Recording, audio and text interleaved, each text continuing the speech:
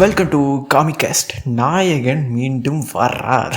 பென்னிவைஸ் fans எல்லாரும் எதிர்பார்த்துட்டு இருந்த இட் வெல்கம் டு டெரி சீரிஸோட ட்ரெய்லர் இன்னைக்கு லான்ச் ஆயிருக்கு. அதை பற்றி நிறைய இன்ட்ரெஸ்டான கொஞ்சம் டீட்டெயில்ஸ்லாம் இருக்குது. பெருசாக பென்னிவைஸ் இந்த ட்ரெய்லர் காமிக்கலனாலும் லைட்டாக கொஞ்சம் அப்படின்ட்டு விட்டுருக்காங்க. எல்லாத்தையும் பிரேக் டவுன் பண்ணிடலாம். அண்ட் இது ஆக்சுவலாக இந்த 3 சீசனாக வரப்போதுன்னு சொல்கிறாங்க. ஆக்சுவலாக ஃபஸ்ட்டு சீசன் 1962லையும், செகண்ட் சீசன் 1935லையும், தேர்ட் சீசன் 1908லையும் நடக்க போதான். லைக் மொத்தமாக 3 பொண்டாட்டி 3 சீசனாக நடக்க போகுது. ஸோ அதுக்கப்புறம் தான் இந்த சாப்டர் 1 சாப்டர் 2 நடந்திருக்கு போல். 27 வருஷம் எப்படியே 27 வருஷத்துக்கு முன்னாடி நம்ம தலைவன் பூமிக்கு வந்து என்னெல்லாம் பண்ணியிருக்கான் அப்படிங்கிறத இந்த சீரீஸை சொல்ல போகிறாங்கன்னு நினைக்கிறேன். அண்ட் ஃபேன்ஸ் நிறைய பேர் இப்படமும் இந்த ஷைனிங் படமும் ஒரே யூனிவர்ஸ் தாண்டா படமா அப்படின்னு சொல்கிறாங்க. இதெல்லாம் உண்மையாக போயின்ட்டு இந்த வீடியோவில் பார்த்துடலாம். மறக்காமல் சப்ஸ்கிரைப் பண்ணிட்டு பார்த்துருங்க. So let's get into the video. Open பண்ணால் ஒரு பையன் அனாமத்தா நடு ரோட்லாம் நடந்துட்டு இருக்கான். பேக்ரவுண்ட் பார்த்தா வின்டர் சீசன் மாதிரி இருக்கு. திரும்பி பார்க்கும்போது ஒரு கார் வருது. பையன் லிஃப்ட்டும் கேட்குறான். அம்மா இந்த மாதிரி நான் வீட்டில் விட்டுருங்க அப்படின்ட்டு கெஞ்சுறான். சரிப்பா வண்டியில் ஏறுப்பா அப்படின்ட்டு அவனை வண்டியில் ஏற்றுறாங்க. சரி உனக்கு எங்கே போகணும் அப்படின்னு கேட்குறாங்க அந்த 2 பேரும். எனக்கு டெரிக்கு போகணும் அப்படிங்கிறான். எனக்கு இந்த சீனில் நல்லா நோட்டீஸ் பண்ணிங்கன்னா ஒரு பையன் எதுக்கு தன்னந்தனியாக நடந்துட்டு இருக்கான். தெரியாது எனக்கு நீங்கள் நினைக்கலாம் இந்த 2 கப்புள்ஸில் வந்து யாரோ ஒருத்தர் தான் பென்னிவைஸாக இருப்பான் அப்படின்ட்டு. பட் எனக்கு டேம் ஷோர் பையன் தான் ஆக்சுவலாக பென்னிவைஸாக இருக்கும்னு நினைக்கிறேன். ஏன்னா பென்னிவைஸால் ஷேப் ஷிஃப்ட் பண்ண முடியும். அண்ட் இந்த பையன் பார்க்கவும் லைட்டாக சஸ்பீஷியஸாகவும் இருக்கான். ஆனால் மொத்தம் நடு ரோட்டில் நடந்துட்டு இருக்கான். சொல்லவே வேணும், கண்டிப்பாக பென்னிவைஸாக தான் இருக்கும்னு நினைக்கிறேன். அப்படியே கட் பண்ணுறாங்க. 1962 நடக்கிறதா அப்படின்னு காமிக்கிறாங்க. சீசன் 1 ஆக்சுவலாக 1962 தான் நடக்குது. அப்படியே ஒரு பிளாக் கப்பலை காட்டுறாங்க. ரொம்ப ஆரோக்கியமாக சந்தோஷமாக நிம்மதியாக அவங்க லைஃப்பில் வாழ்ந்துட்டு இருக்காங்க போல. அப்படியே இந்த சீன் போயிட்டு இருக்கும்போது ஒரு கிளவி வாக்கிங் பண்ணிட்டு இருக்கு. இந்த கப்புள்ஸும் வந்துட்டு ஹாய் ஆன்ட்டி அப்படிங்குது. இந்த அம்மா நடனா மூஞ்சி திருப்பிட்டு போகுது. அஃப்கோர்ஸ் இந்த சீரீஸில் ரேசிசம் இருக்க போது. பிளாக் வெர்சஸ் ஒயிட் அப்போ அந்த டேஸில் நடந்துட்டு இருந்துச்சு. ஸோ அதை இங்கே இம்ப்ளிமெண்ட் பண்ணுறாங்க. அவனா இந்த நோட்டீஸ் பண்ணிங்கன்னா இந்த கிளவி கூட்டிகிட்டு வந்த நாய் வந்து பிளாக்காக இருக்குது. இப்போ அது மட்டும் ரேசிசமாக தெரில இவளுக்கு. சரி அதை விடுங்க. அப்படி இந்த சீனை கட் பண்ணி ஒரு ஹை ஸ்கூலில் காட்டுறாங்க. இந்த ஹை ஸ்கூலில் வந்துட்டு Derry High School bared the title says duck and cover அப்படின்னு ஒரு ஸ்லோகன் போட்டிருக்காங்கல்ல. இது ஆக்சுவலாக ஒரு சும்மா போடல. இதுக்கு பின்னாடி ஒரு பெரிய ஹிஸ்ட்ரியே இருக்கு. ஆக்சுவலாக அங்கே ஒரு கோல்டு வார் நடந்துச்சு. நியூக்ளியர் பிளாஸ்ட்லேருந்து வரக்கூடிய கதிர்வீச்சுலேருந்து எப்படி தப்பிக்கலாம் அப்படிங்கிறது வந்து ஒரு அவேர்னஸ் வீடியோவா சில்ட்ரன்ஸ்க்கு வந்து ஈஸியாக புரியணும் அப்படிங்கிறதுக்காக ஒரு அனிமேட்டடாக அந்த வீடியோ கிரியேட் பண்ணி அந்த டைமில் ஒரு பிரபலமாக இருந்துச்சு. ஸோ அதுதான் வந்துட்டு டக் அண்ட் கவர் அப்படின்ட்டு இங்கே போட்டிருக்காங்க. அப்படி கட் பண்ணால் நிறைய மிஸ்ஸிங் போஸ்டர்லாம் காமிக்கிறாங்க. தலைமை வந்த உடனே அவன் வேலையை ஆரம்பிச்சிட்டான் போல. ஆக்சுவலாக இந்த சீரீஸில் நம்ம பென்னிவைஸ் எப்படி உள்ளே வந்தான், அவனோட ஃபர்ஸ்ட் என்கவுண்டர் எது அப்படிங்கிறது இந்த சீசனில் நம்ம பார்க்க மாட்டோம். ஏன்னா இது 1962 தான் நடக்குது. என்ன நடந்துச்சு ஃபஸ்ட்டு என்ன நடந்துச்சு அப்படிங்கிறது சீசன் 3 தான் பார்க்க போகிறோம். ஏன்னா அது 1908 தான் நடக்க போகுது. அதுதான் ஃபர்ஸ்ட் என்கவுண்டர் ஆஃப் பென்னிவைஸ். அங்கே இதுதான் கதையை ஆரம்பிக்கும். இந்த சீசன் ஆக்சுவலாக சாப்டர் 1க்கு முன்னாடி என்னெல்லாம் நடந்துச்சு அப்படிங்கிறத காமிக்க போகிறாங்கன்னு நினைக்கிறேன். அப்படியே கட் பண்ணிட்டு திரும்பி அந்த பிளாக் கப்பிள்ஸே காமிக்கிறாங்க. டைனிங் டேபிள் உட்காந்துட்டு இந்த மாதிரி பசங்கள்லாம் காணாமல் போயிட்டு இருக்காங்க. என்ன விஷயம் தெரியல அப்படின்னு டிஸ்கஸ் பண்ணிட்டு இருக்காங்க ஒருத்தர்கிட்ட. இந்த இவர் இருக்கார்ல, இவரை பார்த்தா லைட்டாக சஸ்பீஷியஸாக இருக்குது. இவரும் பென்னிவைஸாக இருக்கும்னு நினைக்கிறேன். ஷேப் ஷீட் பண்ணியிருப்பார் அஃப்கோர்ஸ். அப்படி இந்த சீனை பார்த்தீங்கன்னா அது ஒரு போலீஸ் ஸ்டேஷன் மாதிரி இருக்குது. அங்கே வந்துட்டு ஒருத்தர் சொல்கிறாரு, இந்த மாதிரி எங்கள் விஷயத்தெல்லாம் தலையிடாதீங்க, நாங்களாம் போலீஸ் பார்த்துப்போம், இதெல்லாம் நன் ஆஃப் யுவர் பிஸ்னஸ் அப்படிங்கிறாங்க. சொல்லிட்டு அப்படியே சிரிக்கிறாங்க. அஃப்கோர்ஸ் இது பென்னிவைஸ் தான். எனக்கு இவங்கெல்லாம் பார்க்கும்போது லைட்டாக ஸ்க்ரல்ஸோட ஞாபகம் தான் வருது.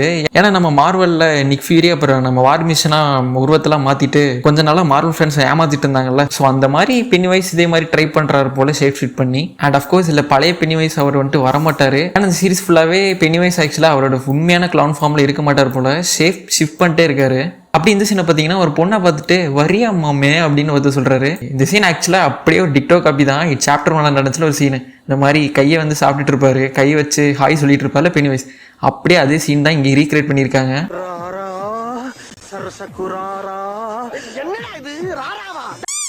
தென் அப்படி இந்த சீனை பார்த்தீங்கன்னா ஐகானிக் ஷாட்டு எந்த சீரீஸ்லேருந்து காப்பி அடிச்சிருப்பாங்கன்ட்டு உங்களுக்கு சொல்லியா தெரியணும். ஸ்ட்ரேஞ்சர் திங்ஸ் தான் அஃப்கோர்ஸ். அண்ட் இந்த சீரீஸோட ட்ரெய்லர் பார்க்கும்போது எனக்கு ஸ்ட்ரேஞ்சர் திங்ஸ் வைப்ஸ் வருது. பட் இந்த டார்க் வே பென்னிவைஸோட ஸ்ட்ரேஞ்சர் திங்ஸ் இருந்தால் எப்படி இருக்கும் அந்த மாதிரி தான் எனக்கு தோணுது. ஏன்னா அந்த பசங்க சேம் அதே ஸ்டோரி சேம் அதே மாதிரி தான் இருக்குது எனக்கு. அண்ட் இந்த சீனில் பார்த்தீங்கன்னா ஒரு பையன் மீன் பிடிச்சிட்டு இருக்கான். நம்ம தலைமை பென்னிவைஸ் என்னடானா தண்ணிலே அவனை மூழ்கடிச்சு சாகடிக்குது போல. அண்ட் பென்னிவைஸால் மனுஷங்களாக மட்டும் சேவ் பண்ண முடியும் அப்படின்னா கேட்டிங்கன்னா அதான் இல்லை. ஆக்சுவலாக பென்னிவைஸால் வேறு அனிமல்ஸாக கூட சேவ் ஃபிட் பண்ண முடியும். ஸோ ஐ திங்க் பென்னிவைஸ் ஒரு மீனா மாதிரி இவனை கொலை பண்ண ட்ரை பண்ணது போல. யாருக்கு தெரியும், சீரிஸ் பார்த்தா தான் தெரியும், பார்ப்போம்.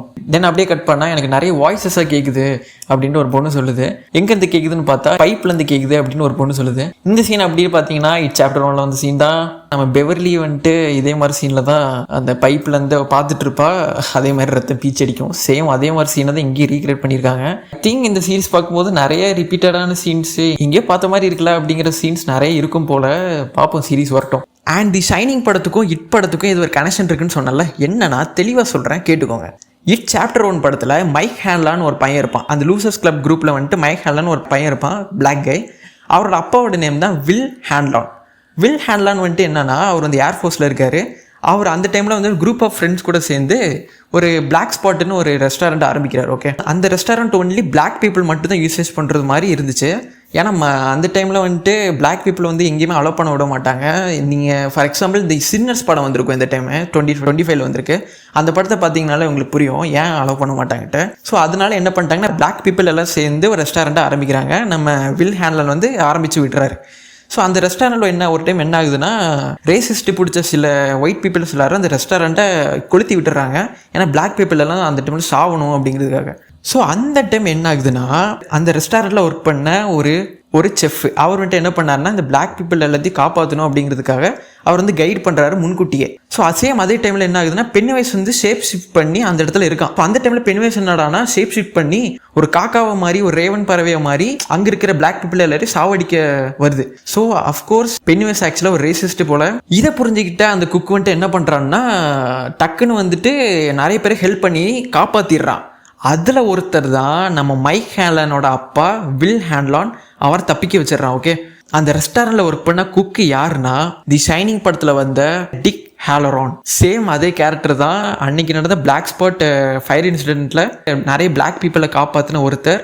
சேம் அதே குக்கு தான் தி ஷைனிங் படத்துலேயும் வந்திருப்பான், டிக் ஹாலராங்கிற கேரக்டரில். சேம் இதே இன்சிடென்ட்டை வந்து ஃபோர்ஸ்வோட பண்ணியிருப்பாங்க. இட் சாப்டர் 1 படத்துலேயே பென் ஹான்சன், அந்த குண்டா இருப்பான்ல ஒருத்தன், அவன் வந்துட்டு லைப்ரரியில் வந்து அந்த புக்கை புரட்டு இருக்கும்போது அந்த பிளாக் ஸ்பாட் இன்சிடென்ட்டை ஃபோர்ஸ் அவுட் பண்ணியிருப்பாங்க. சேம் அதே பிளாக் ஸ்பாட் இன்சிடென்ட்டை வந்துட்டு வெல்கம் டு டெரி சீரீஸ்லேயும் காமிச்சிருக்காங்க.